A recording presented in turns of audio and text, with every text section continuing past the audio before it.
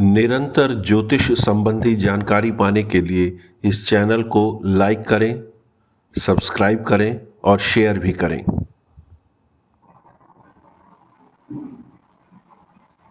Sir, जी जैसे अभी आपने बताया मिडनाइट और फोर्थ हाउस को रिप्रेजेंट करता है। हाँ दैट मीन्स कि अगर जातक का जन्म पौने 1 या 2 बजे के करीब है, हाँ के करीब है, तो वो तो फिर 10th हाउस से निकल के 8th हाउस में चला जाएगा या 10th हाउस में रहना नहीं चाहिए? नहीं नहीं, देखिए उसको स्टैंडर्डाइज मत कीजिए। उसका कारण क्या है कि आप कौन से लॉन्गिट्यूड कौन से लेटीट्यूड पे हैं, वो उसका थोड़ा सा प्रभाव पड़ेगा, ठीक है। लेकिन ये आपको एक जनरल आइडिया दे देगा। वो टाइम एकदम फिक्स नहीं है। मान लीजिए, जैसे मान लीजिए 6 बजे, गर्मियों में तो बहुत ज्यादा उजाला होगा, Yes, sir. सूर्योदय 5:30 बजे ही हो जाता है, और सर्दियों में वो सूर्योदय 7 बजे होता है। तो आप अगर उस टाइम को लेके चलेंगे तो अभी तो अगर गर्मी को रेफरेंस मानेंगे तो 4 बजे ही जो जन्म होगा उसको आप ये मानेंगे कि वो सेकंड हाउस में है, ठीक है ना। और अगर सर्दियों को मानेंगे तो 4 बजे तो वो थर्ड हाउस होगा। तो वो थोड़ा फर्क पड़ेगा। ये एक ब्रॉड इंडिकेशन है, वो समझिए। ये एकदम एग्जैक्ट एक्यूरेट वो नहीं है कि इतने बजे ही हुआ होगा। जैसे अभी हम एग्जांपल को भी ले रहे थे तो 12 बजे ये फिफ्थ हाउस में आ गया था, हाँ सर, समझ रही हूँ। ठीक है ना। 12 बजे फिफ्थ हाउस में आ गया तो मैंने 11 बजे का समय लिया, तो वो सॉरी फिफ्थ कह रहा हूं, ये नाइन्थ हाउस में, सॉरी नाइन्थ हाउस में आ गया था 12 बजे, ठीक है ना। ठीक है। तो वो फिर मैंने 11 बजे लिया तो वो 10th हाउस में था, क्योंकि मुझे वो समझाना था। तो ये वो एक ब्रॉड आइडिया देता है, मतलब उसमें 1 घंटा आगे और 1 घंटा पीछे भी हो सकता है। लेकिन आप जब कुंडली आपके सामने आएगी तो कम से कम आपको ये अनुमान अवश्य हो जाएगा कि हाँ, ये कुंडली लगभग सही समय की है कि नहीं, जो समय बताया जा रहा है उस समय की है कि नहीं है। सर, ठीक है वैसे ना? तो किसी का भी निकाल सकते हैं। मैं तो जरूर कर रही हूँ कि किसी का किसी का भी हाँ, आप अपनी कुंडली में अनुमान लगा लीजिएगा, सूर्य कहाँ बैठा हुआ और कितने बजे आपका जन्म हुआ है। अगर आपका रात का जन्म है तो वो देखिएगा, तो आपका रात का जन्म अगर है तो सूर्य यहां से लेकर और यहां तक कहीं पे भी होगा, छठे में, पांचवें में, चौथे में, तीसरे में या दूसरे में। और अगर दिन का जन्म है तो यहां से लेकर यहां तक कहीं पे भी हो सकता है। कौन सी ऋतु थी उस पर निर्भर करेगा, तिथि के हिसाब से भी ठीक है ना। ठीक। चलिए अब पांचवें घर पे चलते हैं।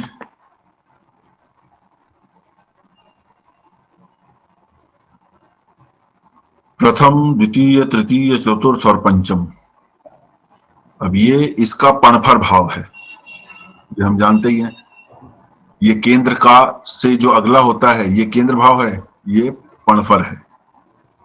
इसी तरह साउथ इंडियन चार्ट में, दक्षिण भारतीय में 1 2 3 4, ये पंचम, ये पांचवा भाव आ गया। यहां पे क्या देखा जाता है, यंत्र मंत्रो तथा विद्याम बुद्धिश्चैव प्रबंधकम पुत्र राज्याप भ्रांशादीन पश्येत पुत्रालयाद बुद्ध। यहां पे बुद्ध का अर्थ क्या है? बुद्ध का अर्थ बुद्ध ग्रह नहीं है। बुद्ध का अर्थ है, दिमाग लगाइए, सोचिए, यंत्र मंत्रो। ये भाव यंत्र और मंत्र का है। आप पूजा पाठ करते हैं, उसमें मंत्र का उच्चारण करते हैं, या आपने मंत्र कहीं पढ़े हैं, आपको कोई गुरु मंत्र मिला है, यह पांचवा भाव बताता है। विद्याम, लर्निंग एंड नॉलेज। अब चौथा भाव क्या है और पांचवा भाव में अंतर क्या है? चौथे में भी एजुकेशन थी, पांचवें में भी है, तो अंतर क्या है? चौथे की जो एजुकेशन है वो एजुकेशन ऐसी है जहां पे आप बेसिक या जो फाउंडेशन नॉलेज है वो लेते हैं। यहां पे जो है वो नेसेसरली एकेडमिक एजुकेशन हो ये जरूरी नहीं है। आप अपने इंटरेस्ट के लिए क्या करते हैं ये उससे रिलेट भी करता है। और अगर आप अपने इंटरेस्ट वाली ही फील्ड में एजुकेशन ले रहे हैं तब भी ये रिलेट करेगा। जैसे क्या है, ज्योतिष हम किसी यूनिवर्सिटी से नहीं पढ़ रहे हैं, ठीक है ना, लेकिन आपको इसमें जिज्ञासा है, आपको इसको समझने की इच्छा है, इसलिए आप इसे पढ़ रहे हैं, इसे सीख रहे हैं। ये उस प्रकार की विद्याओं को बताता है। कुछ विद्वान इसको ही एजुकेशन का मानते हैं, लेकिन मैं जिस स्कूल से पढ़ा हूं उसके अनुसार और मेरे अपनी जो समझ है उसके हिसाब से हमारी जो अंडर ग्रेजुएट तक की जो एजुकेशन है या ग्रेजुएशन लेवल की तक की एजुकेशन वो फोर्थ हाउस से है। ये है नॉलेज रिलेटेड टू इंटरेस्ट। अब ये एकेडमिक या नॉन एकेडमिक दोनों हो सकता है। बुधश्चय इंटेलिजेंस का हाउस है। प्रबंधकम कंपोजिशन, कौन सी चीज कैसे निर्माण की जा सकती है। पुत्र प्रोजनी, अब पुत्र यहां पे केवल मैस्कुलाइन जेंडर की बात नहीं कर रहा है, संतान की बात कर रहा है। अब पुत्र की इच्छा क्यों होती है इसके विषय में भी कभी मैं बात करूंगा कि वो क्यों की जाती है, क्या ये मतलब जेंडर बायस है या उसके पीछे कुछ और लॉजिक है, वो हम कभी बात करेंगे। राज्य, किंगडम या स्टेट या गवर्नमेंट सामान्य शब्दों में। अपब्रह्म, अभ्रंशादि corruption, falling down from the place of honour. अपभ्रंश, अपभ्रंश का अर्थ होता है बिगड़ना।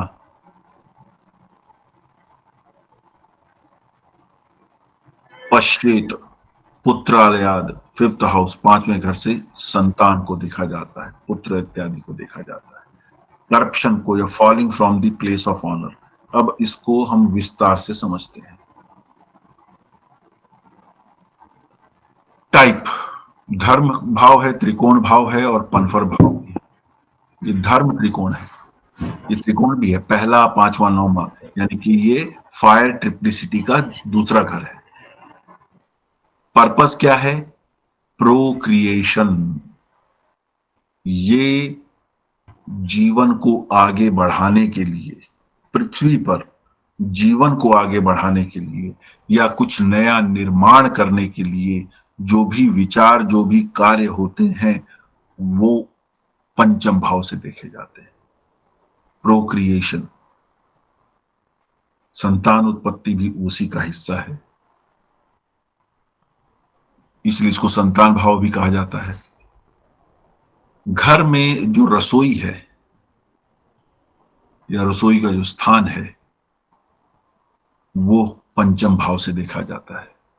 और रसोई में क्या होता है, कुछ निर्माण किया जाता है, कुक किया जाता है, प्रोक्रिएट किया जाता है, वहां पे तो भोजन बनता है ना। कभी उसी आटे से हलवा बना तो कभी उसी आटे से रोटी बनी और उसी आटे से कभी पूड़ी बनी। जैसा घर में उत्सव है, जैसी खाने की इच्छा है, कभी उसी पालक से साग बना, कभी उसी पालक को दाल में डाल दिया,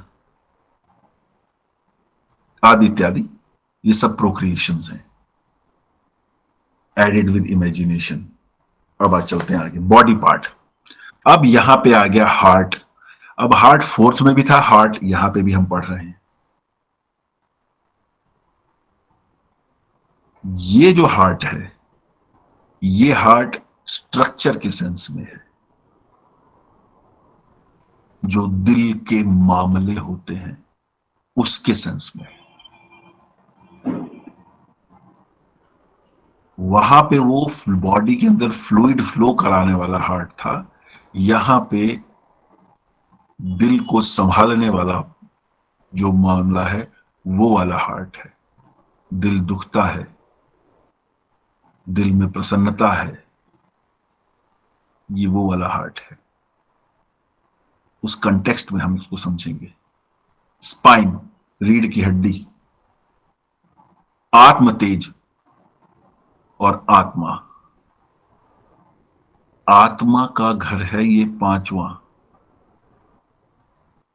तो जब ये आत्मा का घर है तो यहां पे कितनी शुद्धि होनी चाहिए, या ये भाव कितनी प्योरिटी एक्सपेक्ट करता है, या दूसरे शब्दों में कहा जाए कि भाव जितना शुद्ध रहेगा उतना ही प्रोक्रिएशन, आपकी संतान उतनी ही प्रतिभावान होगी। आत्मा के अंदर जितना डाइल्यूशन करते जाएंगे, जितना करप्शन करते जाएंगे, हमने अभी पढ़ा ना, डाउनफॉल ड्यू टू करप्शन, अपभ्रंश। यदि आत्मा का अपभ्रंश होगा तो जो हम प्रोक्रिएट करेंगे, जिस चीज का हम निर्माण करेंगे, वो भी खराब होगी। यही फर्क होता है एक अच्छे पवित्र आत्मा वाले साधु संत में और एक करप्ट पॉलिटिशियन में। उसका अपभ्रंश हुआ होता है आत्मा के अंदर, उसने बहुत सारा करप्शन मिलाया होता है, और फिर वो जो कुछ भी कर रहा होता है उसमें करप्शन ही करप्शन होता है। Love matters, love, infatuation. अब वो इन्फेचुएशन का क्या हुआ, समान शब्दों में एक तरफा प्यार। Compromises to maintain love, to retain love और not to let off. You compromise with the situation, फिर दिल को समझाना है ऑल इज वेल। ये वो वाला भाव है, ऑल इज वेल वाला भाव है ये। पांचवा भाव वर्शिप, साधना, मंत्र चांटिंग, कॉम्प्रोमाइज तंत्र, वेद शास्त्र। वेद शास्त्र से ही मंत्र मिलते हैं और वेद शास्त्रों में तंत्र भी है। अब क्या होता है कि जो मंत्र हैं वो तो अपने आप में सकारात्मक हैं, जो तंत्र है वो थोड़ा सा शेडी पार्ट ऑफ मंत्र है, लेकिन उसका भी एक पर्पस था, उसका भी वो भी पॉजिटिव पर्पस से की जाती है, ठीक। लेकिन अब क्योंकि उसका दुरुपयोग होता है तो तंत्र अपने आप में वो नेगेटिव माना जाने लगा है। तंत्र अपने आप में नेगेटिव नहीं है, it is the purpose with which you use something makes thing positive or negative। किसी को थप्पड़ मारना गलत है, लेकिन मां संतान को सुधारने के लिए थप्पड़ मार रही है, वो सही है। तो इसी प्रकार तंत्र खराब नहीं है, लेकिन तंत्र को समझना, क्योंकि ये जो मंत्र और तंत्र हैं ये तो परमाणु बम के समान होते हैं, सही इस्तेमाल होना जरूरी है, वरना ये विस्फोट कर के नुकसान कर देते हैं। डिवाइन नॉलेज, दैवीय ज्ञान, पाप पुण्य। आत्मा के अंदर अपभ्रंश हुआ तो पाप किया, आप आत्मा में अपभ्रंश को बचाया, आत्मा को अपभ्रंश से, तो पुण्य किया। मीन्स ऑफ जॉय, प्रसन्न रहने का घर भी है ये। वर्शिप, कोई पूजा करके खुश रहता है। वॉचिंग प्लेस, नाटक, स्टेज ड्रामा, मूवीज, सिनेमा देखकर, खेल देखकर, चित्रकला या अन्य प्रकार की कलाओं को देखकर, प्रकृति का सौंदर्य देखकर, पुष्प फूलों को देखकर, पत्तों को देखकर, रंगों को देखकर, ये सब देखकर जो प्रसन्नता होती है वो सभी प्रकार की प्रसन्नता पांचवें घर से दिखाई देती है। तो जिस व्यक्ति का पांचवा घर जितना अच्छा होगा उतना वो प्रसन्न रहेगा। ये एक इंडिकेशन है।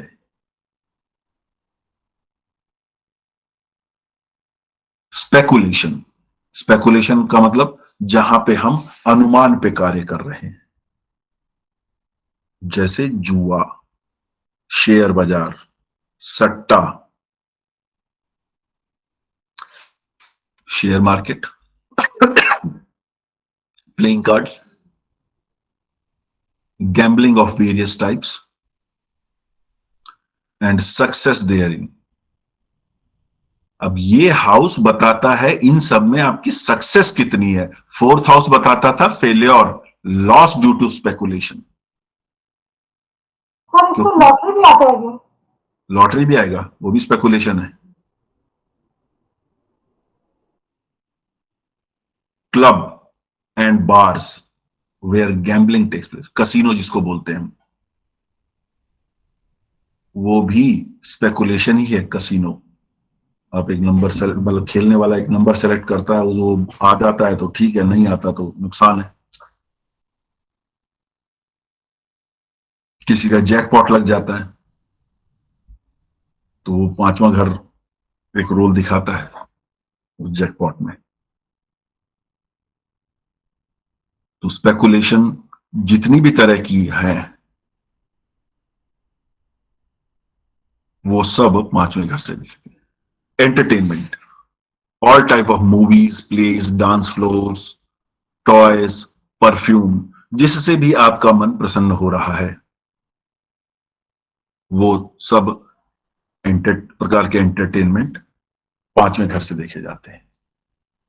पांचवा घर स्पोर्ट्स बताता है, all type of sports, any sport, कुश्ती है, कबड्डी है, एथलेटिक्स है, क्रिकेट है, टेनिस है, स्विमिंग है, जंपिंग है, प्लेग्राउंड्स, मतलब उसकी सारी डायमेंशंस, क्या खेल रहे हैं, कहां खेल रहे हैं, और क्या पहन के या किन की सहायता से खेल रहे हैं। क्रिकेट खेल रहे हैं तो आपको चाहिए अच्छा बैट, अच्छे शूज, और जो भी स्पोर्ट्स गियर उसके हैं। दौड़ना है तो आपको अच्छे जूते चाहिए, शॉर्ट्स चाहिए।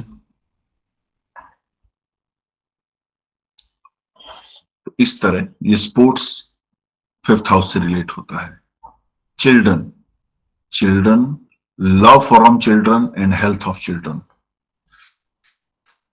पहली संतान का लग्न है ये पांचवां भाव। पहली संतान का लग्न है पांचवां भाव, यानी कि आप अगर अपनी पहली संतान के बारे में कुछ देखना चाहते हैं तो पांचवें भाव को लग्न बना लीजिए, वो आपकी पहली संतान की जन्म कुंडली बन गई।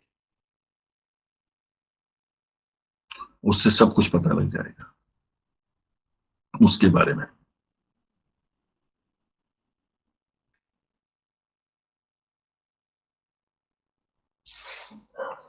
Others, short distance travel of younger sibling. Younger sibling कौन है? तीसरा घर, तीसरे का तीसरा है ये। तीसरा घर होता है यंगर सिबलिंग, और इसको एक, दो, तीन, यही तीसरा हाउस शॉर्ट डिस्टेंस ट्रेवल का भी होता है। तो अगर यंगर सिबलिंग से देखेंगे तो एक, दो, तीन, यंगर सिबलिंग की शॉर्ट डिस्टेंस ट्रेवल भी आप पांचवें भाव से देख सकते हैं। ट्रबल्स इन एजुकेशन, ये ट्रबल इन एजुकेशन क्यों कहा गया है? अब यहां पे तो एजुकेशन भी कहा गया इस घर को, और ट्रबल इन एजुकेशन क्यों कहा गया? कंफ्यूजन पैदा हो गया, या लिखने वाले ने कंफ्यूजन पैदा किया है, उसके अंदर कंफ्यूजन है? कंफ्यूजन दोनों जगह नहीं है। समझने की बात यह है, ये भाव किसका है?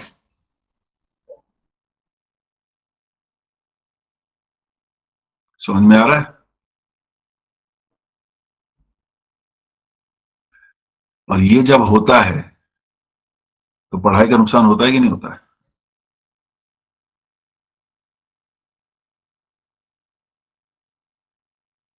इसलिए ये ट्रबल इन एजुकेशन एक तरह से यहां पे इंडिकेट होती है।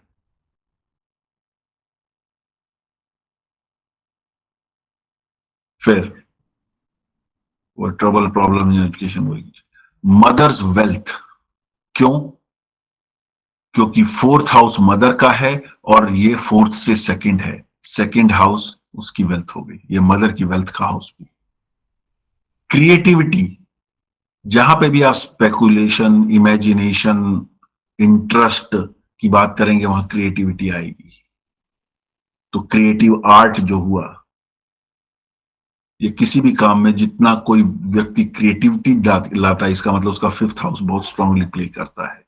क्रिएटिव इंटेलिजेंस, कोई आपके सामने प्रॉब्लम आ गई, कोई आपके सामने सिचुएशन दे दी गई, उसको कैसे इंप्रूव करना है, उसको कैसे हैंडल करना है, और उसके लिए तुरंत दिमाग में कोई उत्तर आना, ये क्रिएटिव इंटेलिजेंस फिफ्थ हाउस देता है। Increase in the family size, ये हमने दूसरे घर में भी पढ़ा था और ये पांचवें में भी increase in the family size पढ़ रहे हैं। दूसरे में हमने पढ़ा था इंक्रीज और decrease in the family size, because that was the entire family. यहां पे increase in the family size क्यों कह रहे हैं, डिक्रीज क्यों नहीं लिया? Because this is the house of procreation, यहां पे आप उत्पन्न कर रहे हैं, कोई भी व्यक्ति उत्पन्न कर रहा है यहां पे संतान को, तो संतान आएगी तो इंक्रीज इन दी फैमिली ही होना है। ऑथरशिप, तीसरे घर से हम कम्युनिकेशन देखते हैं जिसमें रिटन चीजें भी होती हैं और वर्बल भी होती है। ये ऑथरशिप की बात कर रहा है। ऑथरशिप मतलब जब हम बुक प्रिंट कर रहे हैं, कोई हमने कुछ बहुत बड़ा कोई पब्लिकेशन लिखा जो हमारे नाम से छपा है, वो ऑथरशिप होती है। तो अगर कोई अच्छा पब्लिशर है या किसी व्यक्ति का लिखे हुए आर्टिकल बहुत छपते हैं उसके नाम से, तो वो ये ऑथरशिप में है। फादर ऑफ फादर और फादर ऑफ गुरु। निरंतर ज्योतिष संबंधी जानकारी पाने के लिए इस चैनल को लाइक करें, सब्सक्राइब करें और शेयर भी करें। ये भी यहीं से देखा जाता है। फादर ऑफ फादर क्यों? क्योंकि जो फादर है वो नाइन्थ हाउस है, तो फादर का father ninth of the ninth house. Ninth house father है, 1 2 3 4 5 6 7 8 9, नाइन्थ का नाइन्थ, फादर का फादर। जैसे क्या होता है, ये लग्न है तो इसका फादर कौन हुआ? Ninth house. तो इस तरह नाइन्थ हाउस का फादर कौन हुआ? नाइन्थ का ninth, that is fifth house. तो ये फादर का फादर भी है यानी कि दादा, और ये इस व्यक्ति की संतान भी है। दादा और पोता दोनों एक ही भाव से दिख रहे हैं, मतलब परदादा और पोता।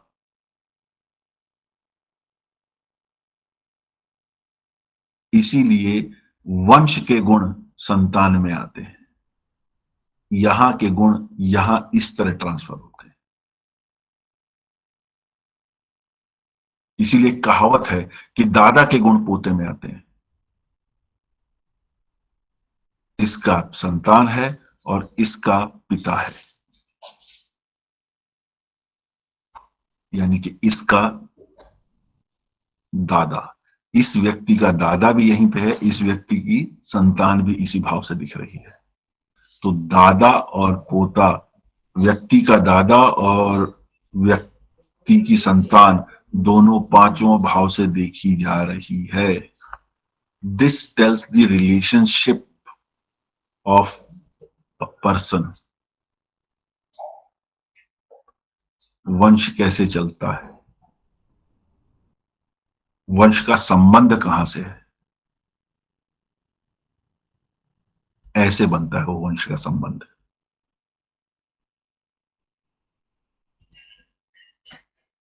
और इसीलिए कई बार ये लगता है इस लड़के के ना हाव भाव मेरे दादाजी से बहुत मिलते हैं, इसकी जो आदतें हैं मेरे पिताजी से बहुत मिलती हैं। ये वो जेनेटिक्स है जो फ्लो हो रही है।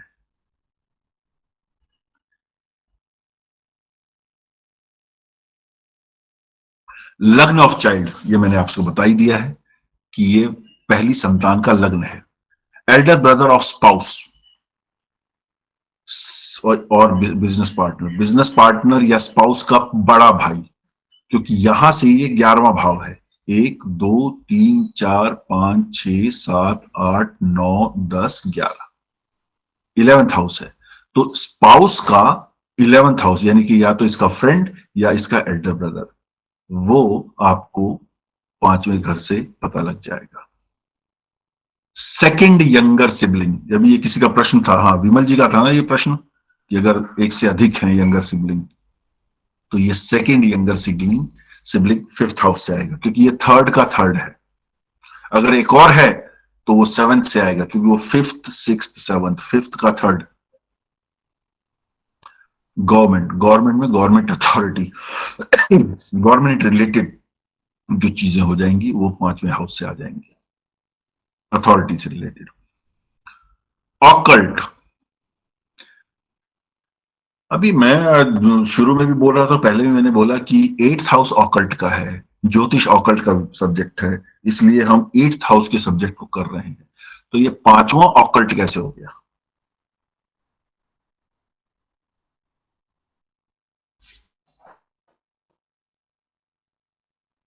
8th हाउस, 1 2 3 4 5 6 7 8 9 10, 8वें से 10वां है ये। और 10th हाउस क्या होता है? हाउस ऑफ अथॉरिटी होता है। 10th हाउस आपका ऑफिस होता है, प्लेस ऑफ प्रोफेशन होगा, ये प्रोफेशन है ये, of the 8th house.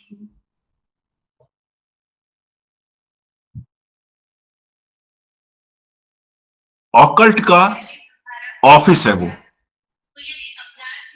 Of occult का ऑफिस है वो।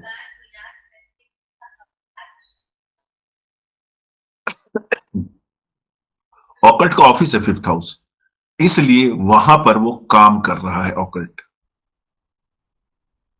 इसलिए intuitive perception, religion, traditional laws, ये सब चीजें 5वें घर से देखी जा सकती है। ट्रेडिशनल लॉज मतलब ये भी एक लेगेसी हो गई। लेगेसी कौन सा हाउस है? 8th house. 8th का 10th है, 8th का ऑफिस है ये 5th हाउस। ये रिलेशनशिप है।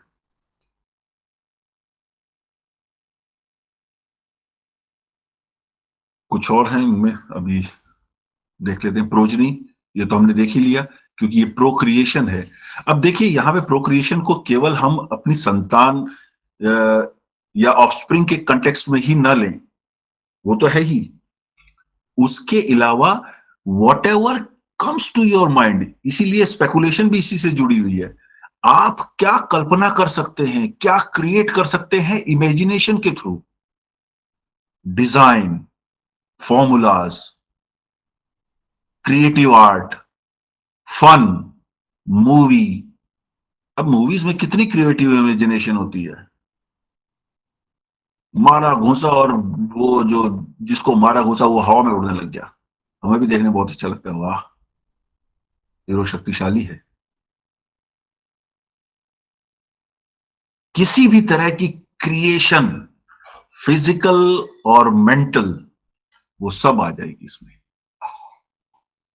Fathers virtuous act,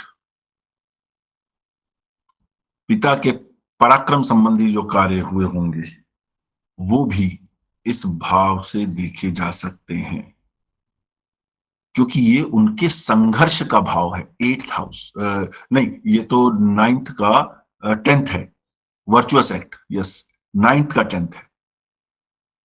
10th is again office, नहीं 9th का 9th, sorry sorry sorry, 9th का 9th ना, हाँ नाइन्थ का नाइन्थ है ये। Yes, this is ninth.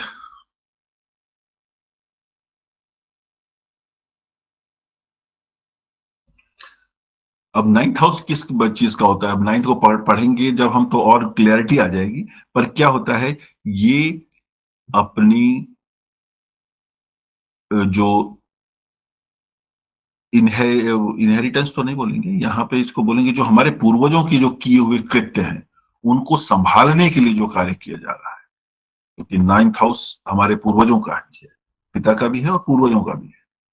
तो ये नाइन्थ का नाइन्थ है, तो उसे संभाल के रखना ये वर्चुअस एक्ट में आता है। अ किंग, राजा का घर भी माना जाता है पांचवा भाव, मंत्री का भी माना जाता है। मंत्री क्यों? क्योंकि मंत्री वह है जो मनन करता है, और उसी वो मंत्री और मंत्र भाव एक ही रखते हैं। भाव एक रहने का मतलब यह है कि उस वहां पे भी किसी चीज का मनन होता है, और मंत्री को भी बहुत मनन चिंतन करना पड़ता है राज्य को संभालने के लिए, राजा की सहायता के लिए। माइंड आ गया, मन। गुड मोरल्स जो वहां पे आ गया, आत्मा का अपभ्रंश न हो। लर्निंग, इंटरेस्ट वाली जो लर्निंग होती है वो। प्रेगनेंसी, डिस्क्रिशन, ये सब वही बुद्धिमत्ता के खेल हो गए। अम्ब्रेला, छतरी इस भाव से देखी जाती है। सर ये कौन सी अम्ब्रेला की बात हो रही है? जो बारिश से बचने के लिए अम्ब्रेला ली जाती है उसकी भी बात हो रही है, और अम्ब्रेला आप उसको एक मेटाफोरिकल सेंस में भी ले सकते हैं। छत्र छाया, छत्र छाया, यस। क्यों? क्योंकि यहां पे प्रोक्रिएशन हो रही है, संतान जन्म लेती है यहां इस भाव से, भाव के कारण। तो सर ये मतलब जो गोद लेते हैं बच्चे को, तो वो इसी भाव से इसकी वजह से देखते हैं क्या? तो छतरी अम्ब्रेला की तरफ प्रोटेक्ट करते हैं, अगर कोई बच्चा है गोद लेता है कोई। गोद लेने वाला ये भाव नहीं है, ये आप द्वारा क्रिएट किए जाने वाला है, स्वयं वाला। किसी भी व्यक्ति द्वारा स्वयं जो क्रिएट किया गया है ये वो है। गोद लेने में आपका क्रिएशन नहीं है, अडॉप्शन है, किसी और की कृति है। उसको भी आगे आगे जो भाव आएंगे उससे पता लगेगा। इंस्ट्रक्टिव स्टोरीज, इसको हम ये शिक्षाप्रद कहानियां कह सकते हैं। गारमेंट्स, ग्रेट डिजायरेबल एक्शन, कोई ऐसा कार्य जो करना आवश्यक है, किस लिए? ताकि हमें प्रसन्नता हो या किसी चीज का निर्माण हो सके। हम अपने किसी ऐसे कार्य में जुड़ते हैं जिसमें हमारे को इंटरेस्ट है और उसमें अपनी जी जान लगा देते हैं, ये उसकी बात हो रही है। फॉर्च्यून थ्रू वाइफ्स लक, अब ये फॉर्च्यून थ्रू वाइफ्स लक क्यों कहा गया है?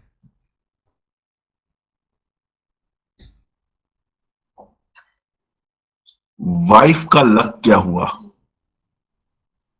सातवें का नौवां, सातवें का नौवां, ठीक है। सातवें का नौवां कौन सा हुआ? तीसरा घर।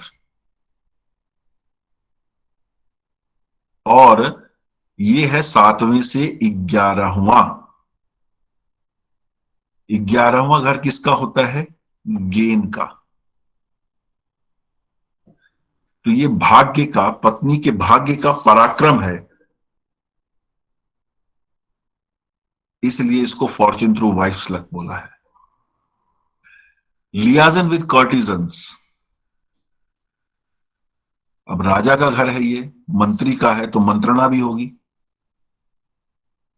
तो गवर्नमेंट ऑफिशियल्स से, राज कर्मचारियों से जिसका संबंध रहता है या रहेगा, वह भाव भी पांचवा भाव है।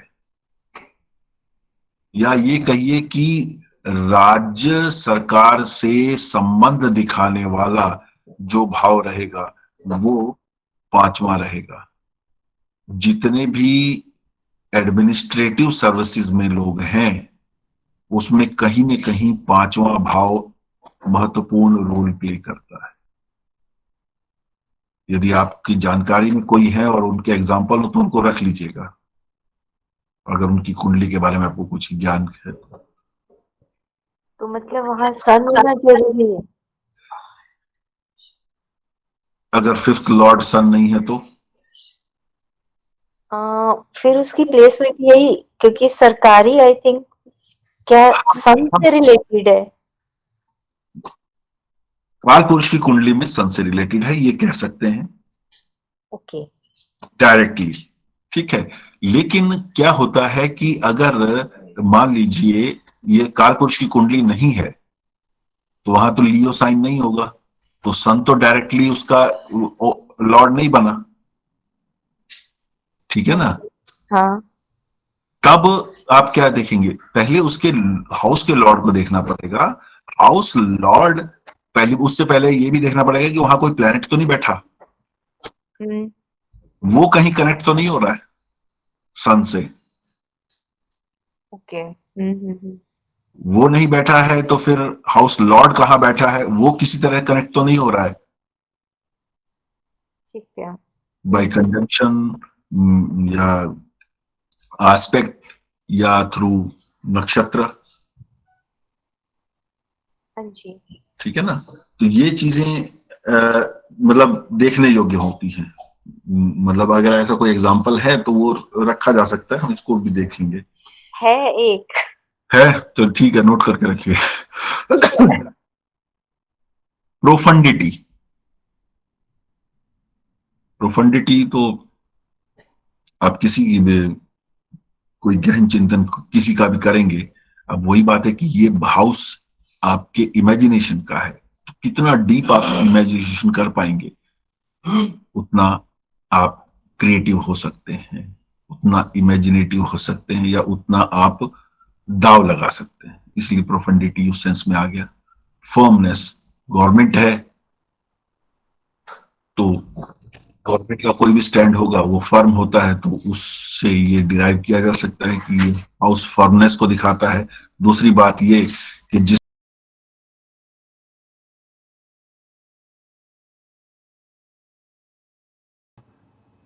To get the inputs about astrology, kindly like the channel, subscribe it, and share with your friends.